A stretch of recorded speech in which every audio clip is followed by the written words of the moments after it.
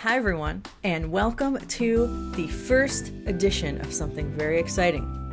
We're calling it Marketing Messages That Make Sense to Members. We're going to talk about several really critical pieces of data and statistics and how we can take those and use that information and apply it to creating better messages for your members that they understand and that resonates with them. My name is Alicia Disantis, owner of 38th and Kip Studio, a branding, graphic design, and illustration studio for credit unions and tech and other companies that are doing good things in the world. Thanks, Alicia, so much for having me today. I am so excited to join 38th and Kip in this very first episode. My name is Abby Trout, and I am Director of Partnerships and Education at Luminate Louisiana Credit Unions. We are the Credit Union Association for Louisiana Credit Unions.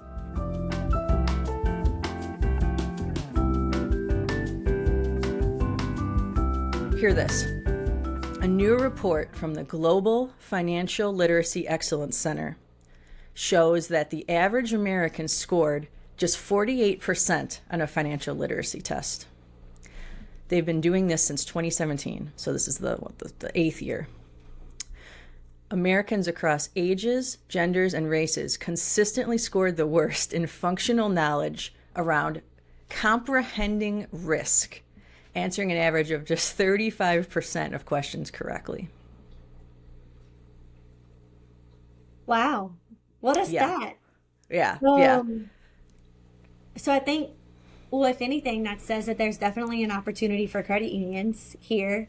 We know that credit unions really thrive in educating their members, and it's not just about financial literacy, right? We talked about on LinkedIn, I was talking to someone the other day and she said, it's financial literacy, but we really want to call it financial health or financial wellness or financial empowerment.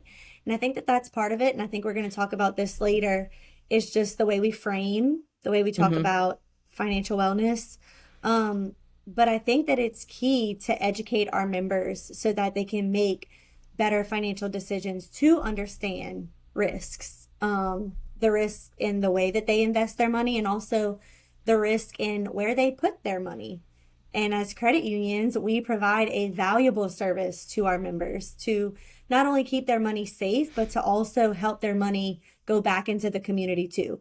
Because as we all know, with credit unions, their members are members for a reason. They are owners of their credit unions. Yep. So the other piece to this, here are the other categories: borrowing, saving, consuming, earning, go-to informational sources, which I think is very interesting, investing, insuring, and then that comprehending risk, which scored the lowest. So even across the board, borrowing, the highest rated financial literacy topic, was still only 60% of people answered, of Americans answered. So, we talk about the baseline, like what's a classic credit union web banner, right? Or statement insert. Car loans as low as blah, blah, blah. Yep. Yes. Okay, that's great. But you actually said this earlier. We were chatting. It's not really about the product, right? It's about the outcome. Yeah, I think so.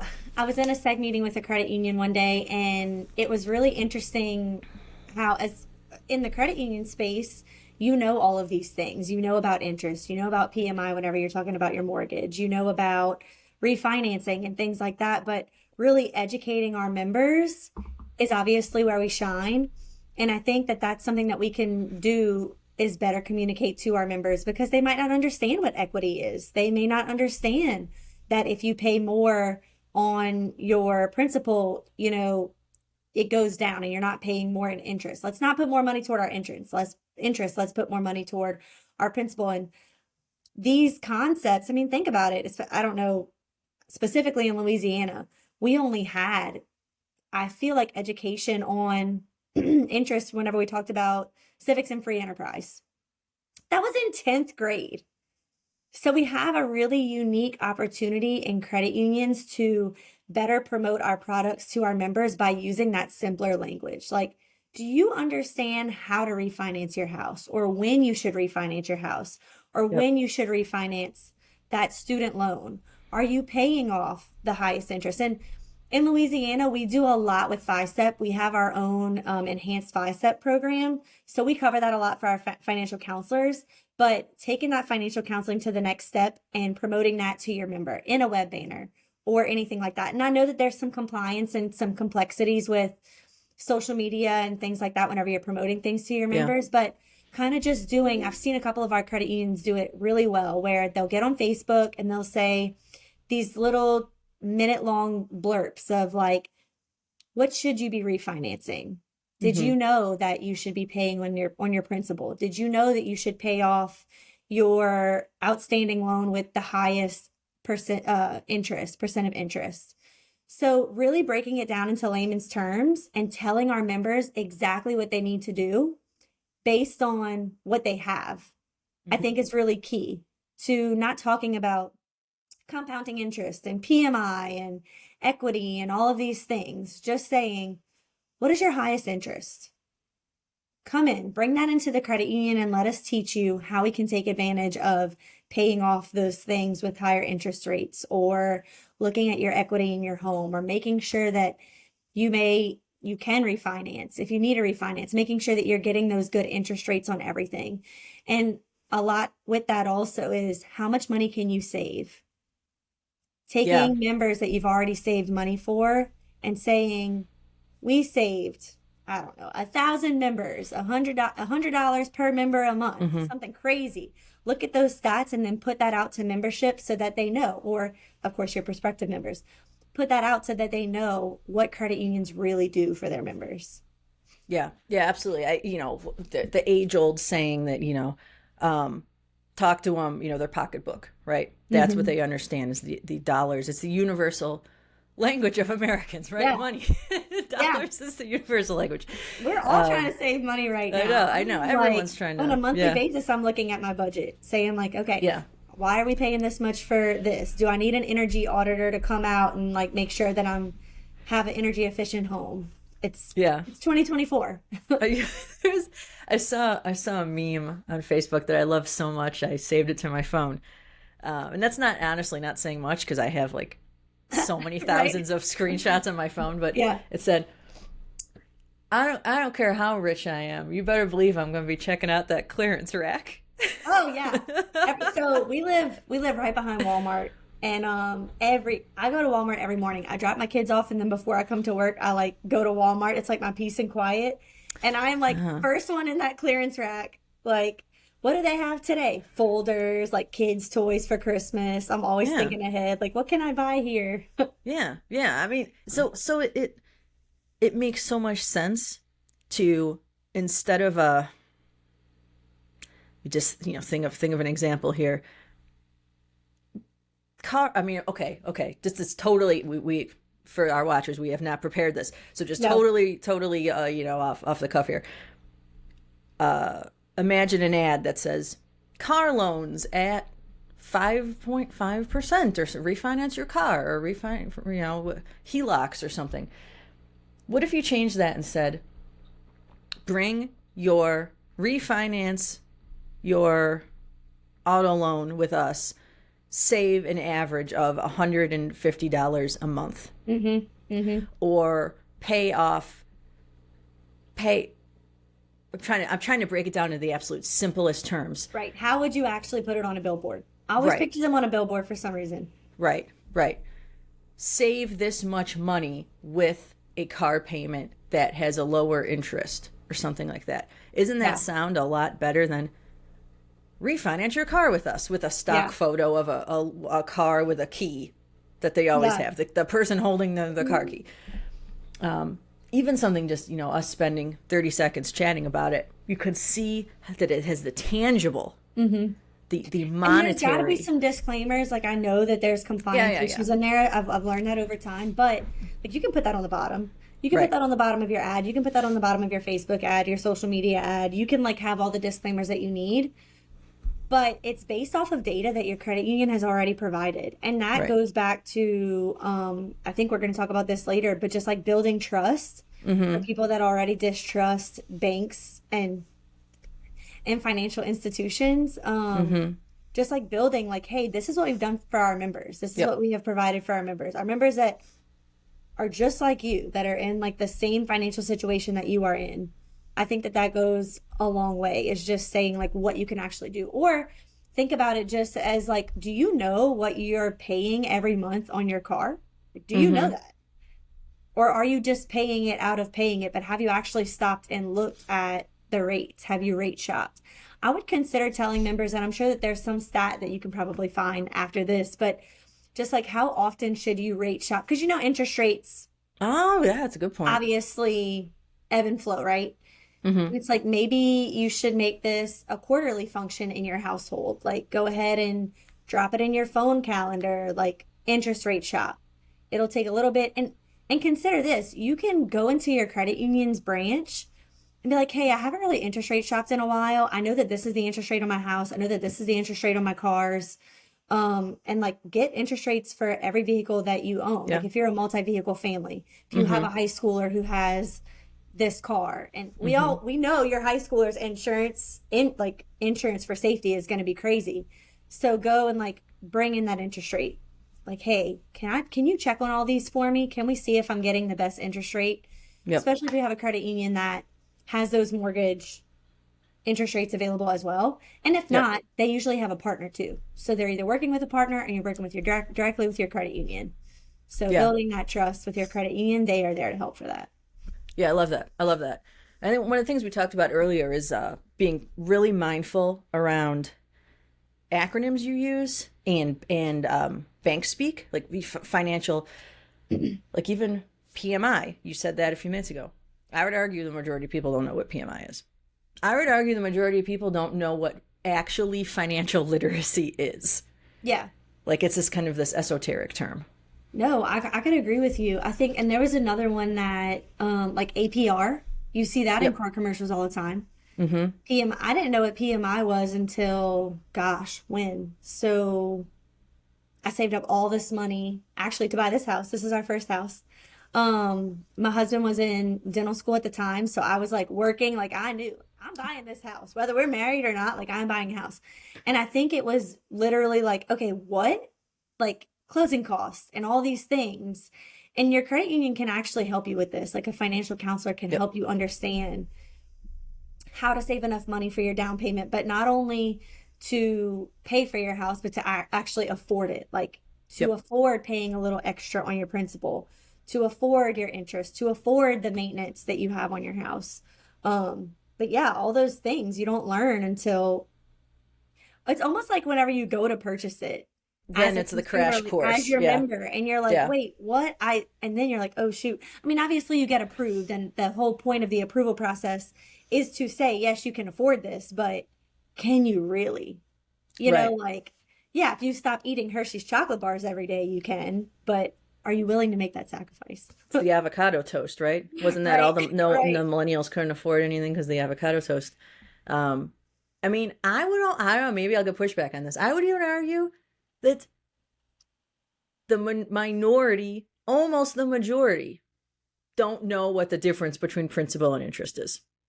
That don't really have a firm grasp on what principal is. You know, I would say, okay, so think about it. In credit unions, we're serving the underserved. Yep. So they don't have the life experience of buying a house. Mm-hmm. And if you're a credit union watching this, this is really something that we need to think about is that our members, we want to get them to a place where they're not throwing money away in a rental property. Like Yep. we want them to afford these houses. And I think that something that we consider doing in the branches, and I know a lot of my credit unions already do this, but this is just something that if you have the capacity to do, specifically, I had a couple of credit unions that were doing like these first time home buyers, educational like webinars, or because the other thing is that when we're serving these members, they're paid hourly. Like they can't afford to come sit at my credit union to learn more about buying a home, but maybe if you do something after hours. So considering when you're building trust with those members and when you're trying to talk about financial wellness and getting them prepared to buy their first home is like meeting them where they are. In credit unions, we do that a lot. We meet them where we are. So having any type of financial education things, maybe it's first time home buying, doing that over a lunch period or doing it after hours.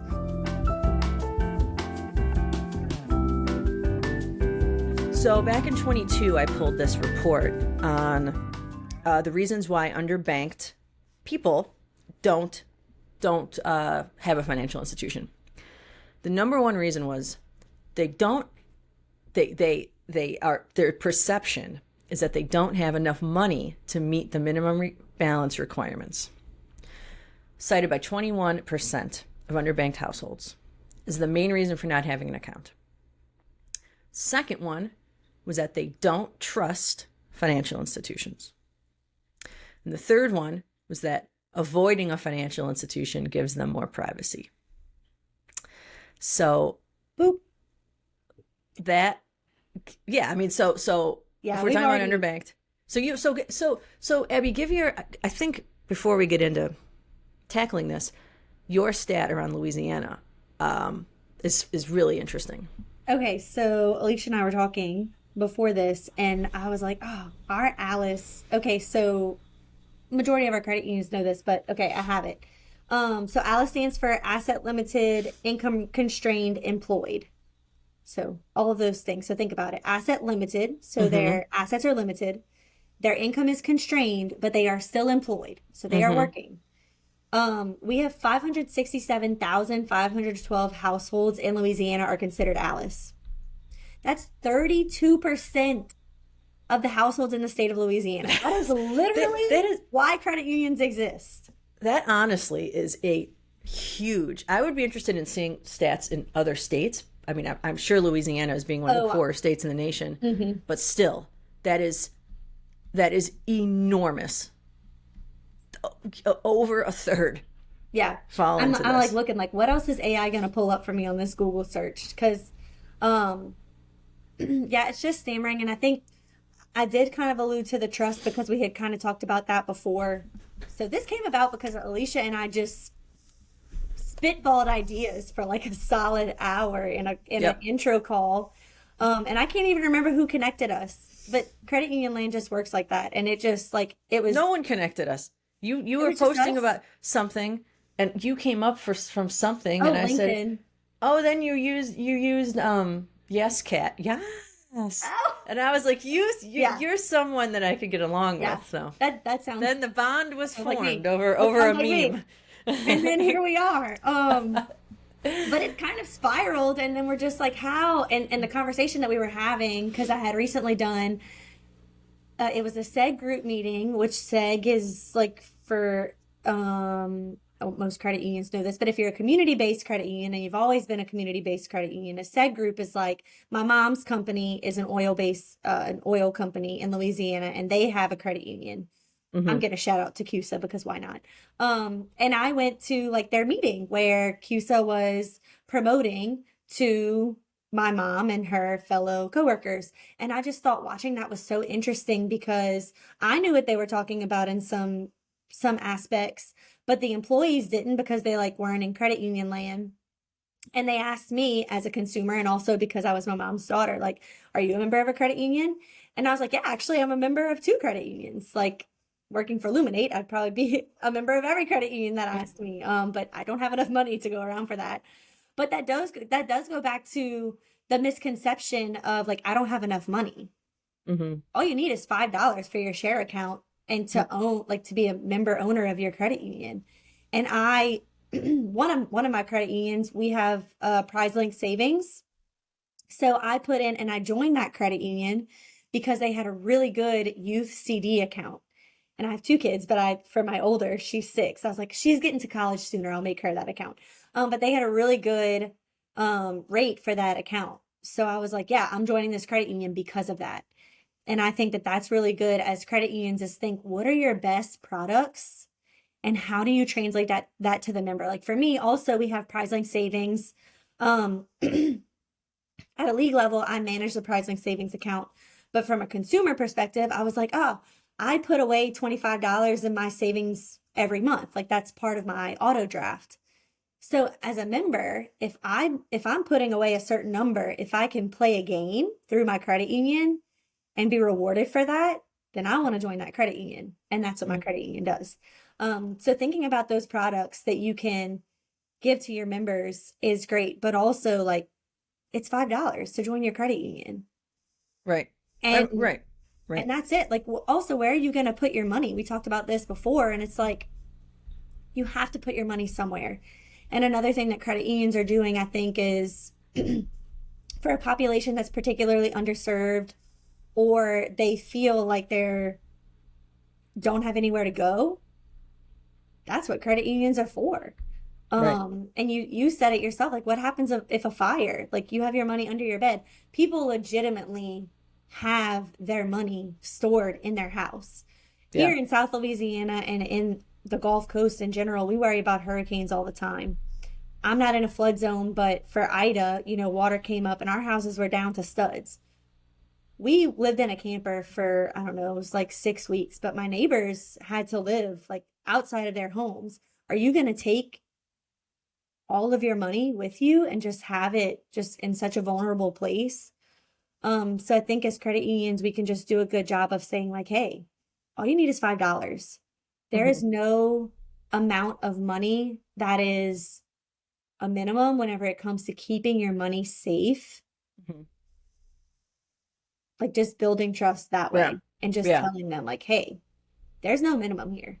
Like we want your money to be safe.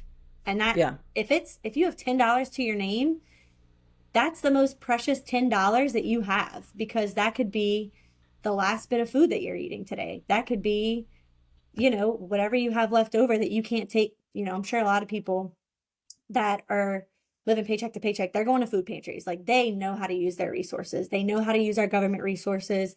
They are taking advantage of every single penny. If you have $10 left, we want it in a safe place. Yeah.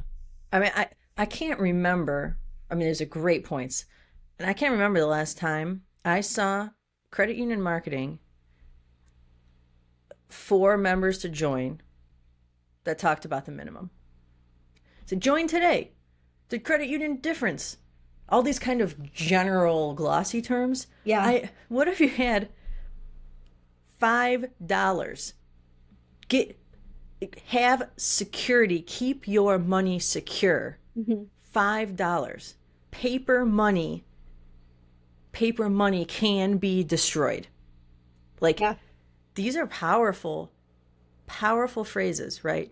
Paper money can be destroyed and you will not get it back. Like PayPal. How many? I don't, like there's so many.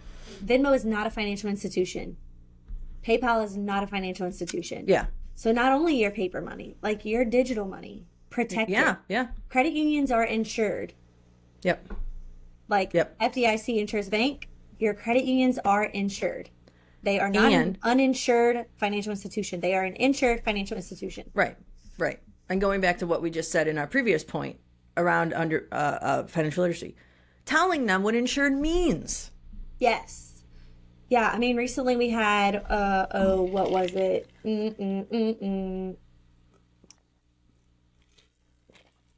Not conspiracy, but issue basically. And I think as credit union leagues,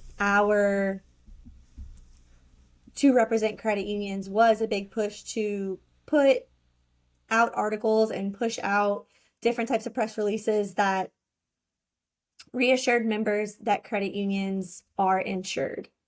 And not only that, they are insured, but you can also have excess share insurance to insure over what you are already insured. So you can offer your members. So it's not like you have to be concerned about a credit union. Like your money is safe. And I don't know why. So before I came to credit union land, I didn't even know what credit unions were. Same. And my daughter locked me out of my house. It was during COVID. My neighbor worked at the league and she was like, hey, why are you outside? Why are you home in the middle of the day? And I was like, oh, I don't have a job right now. Well, I did. I was furloughed, but and she's like, oh, do you need a job? So I was like, hey, I'm let's get out of the tourism industry. It was a volatile industry at the time, and I just had my little girl. Let's do this. Interviewed, came to credit union land. Absolutely love it. Like, I'm so thankful for this job.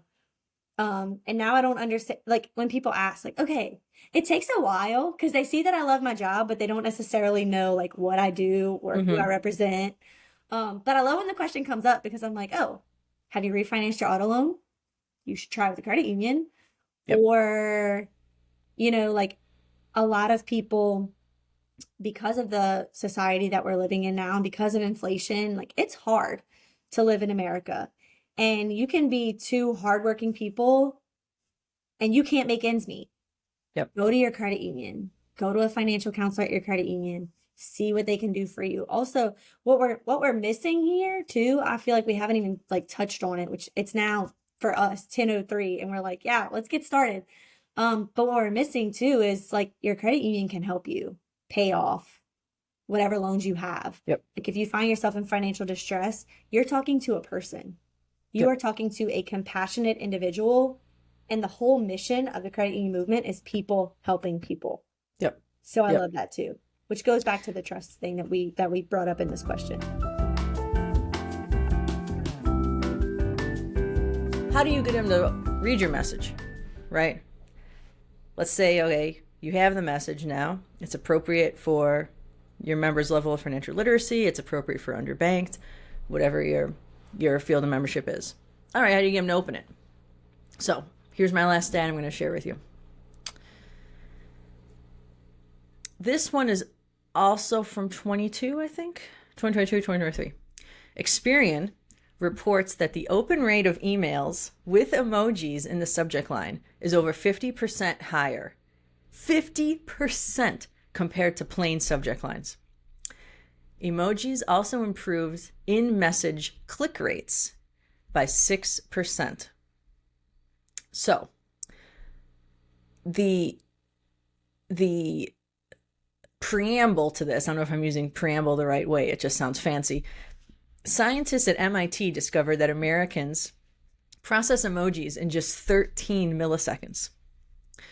So it's another really fascinating way to not only get them to open your message, open your email, your monthly newsletter, special announcement on a workshop you're having, but it also conveys, if you have a more complex topic or something that's kind of emotional, use the emoji to help drive the tone of what you're trying to accomplish. If it's positive, if it's, if you're confused, if you're frustrated, if you're, the upside down smiling face emoji, right? That one's fascinating to me because it means different things to different people. Yes. But it's this general sort of sense of like, all right, let's just try to figure it out, right? I don't know what I'm doing. So I digress. The concept of using emojis is a universal language now, and it has big benefits for getting people to look at your stuff. Yeah, I agree. That upside down emoji, man. I love that emoji. It's so funny when you said that because this started, I forgot that it was because of the GIF. Yep. And I think, and you and I talked about this kind of before, and it's funny because I was telling Alicia, I'm like, I really wanted, so we have Luminate Innovation. We have a couple of different newsletters at Luminate. One is our Luminate News, which is a weekly newsletter about like everything Louisiana Credit Union land. And then the other one is Innovations, which is like our partner. It's like those free webinars, solutions that meet your needs, kind of the more serious one, because if you're looking at innovation, like Luminate Innovations, you're looking at it because your core broke down and you need a new core, or like you need a new digital banking platform. You're looking for a new. That sounds like a bad day. Sounds like a bad day. So like I don't really, and I'm like, I really want to put an emoji in this just because it's me. And when I work on Luminate socials, I'm like emojiing everything up. And I think about when you even first said this stat, you're like smiling and I'm smiling and I'm like, gosh, I love emojis. And I think that it really just conveys and it shows, because look, if you go in my text thread, there is probably not one text without an emoji. Because I am that type of person where if you send me back a sentence with a period just because you speak proper English, I am like so anxious. So think about your members. Like their credit union is emailing them, and you can just say like your statement is in, or like, like your weekly, monthly statement is in. Why don't you just pop an emoji in there? One of my credit unions, their colors are blue and white, and they are actually a university credit union. So think about it. They're serving a lot of alumni. So obviously their members are educated. Obviously their members, and you can also cater to your membership, right? So we're not even embarking on the millennial Gen Z of this. But if you really dive into the data of your members and you find that you can capture some millennial and Gen Z attention and also gain that trust with them by just showing like, hey, I see you. Like, I know you use emojis when you're texting. Why not when you open an email from me, you're using an emoji too? It can be a little heart, like great job saving money, or a little car for a refinance, or a little car for like, hey, are you car shopping? Auto loan. We know a lot of people, and this is a good hack. We know a lot of people go shopping for cars whenever like right after, when the 2025s will come out. And they're like 2024, they got to get them Oh, yeah. When is that? Like right around now, kind of? Right. Yeah. I'm like, there's some time, and I could have done this data, but this was off the cuff. So, but if you know that data, you send your membership a little car emoji email that is like, are you shopping for a car? Don't forget, we do auto loans. Or we know the interest rates for the housing market is about to soar down. Use that housing emoji. Are you buying a house? You've waited so long to buy this house. Everybody has been taking out loans to renovate their homes because we couldn't afford to buy houses. It's about to go down. And I actually heard this really cool saying from a guy who works in lending. And he said, date the rate, marry the house. So you may be dating a higher rate right now, but you can refinance later. Yes. So you can use that as your email, like date the rate, marry the house with the little house emoji or the little like couple emoji. Like, are you looking at buying a home? It's so good. It's so good. I need like some water. Date the rate. Whew. So cute. Date the rate, marry the house. So things like that. Like, remember, you're talking to people. Yeah. Don't tell me the boomers and older generations don't respond to them, because they do. Oh my gosh. My mother-in-law uses emojis like it's every sentence. I know, and I picture her going in there and she's like, okay, let me use the honey. She calls everybody honey bunches. So I know she's looking for the honey pot emoji. And then there's like some stars in there and some hearts in there. Everyone loves emojis. Please put that in the caption of this. Whenever everyone loves emojis. I am just dying to get people's feedback on this. And I would challenge the credit unions watching this to try it. If you haven't done it yet, try it. Yeah, let us know. Like give us your click rate before, and then give us your click rate after. Right. If you're worried about, it's going to be to our brand reputation, or it's not our brand voice or something, like, I don't think any brand cannot use an emoji to their benefit. I think I agree. They're so entwined in how we speak and how we communicate at this point that, I mean, I'm like thinking, I'm trying to think. I'm thinking right about my credit unions, and I'm like, all right, Southwest Louisiana has that little green heart emoji. You have like, UNO is the credit union that I was thinking of. Like, they can use a little blue heart emoji. Like, the hearts come in every color. If you can't think of anything that represent your brand, at least just drop a heart in there. But you have like the house emoji, you have the car emoji, you have the money bag emoji, you have the little money that flies emoji. I know that because I use all of these a lot in our content. But yeah. These are perfect for credit unions. Yeah, and I'll drop post-production. I'll drop the 2024 most popular emojis. Yes. So I'll paste that in here so you guys can all see them. Oh, I'm going to go check that after. I know. So to everyone watching, thank you so much. I had a lot of fun. I really hope you found this valuable. Please, if you have recommendations or specific things you want us to unpack in the next episode, drop us a line. Again, my name is Alicia Disantis, owner of 38th and Kip Studio, helping credit unions with their marketing. And my wonderful co-host, Abby Trout with Luminate, Louisiana Credit Unions. Thank y'all so much for watching. Yeah, thanks everyone. We'll see you next time. Bye-bye.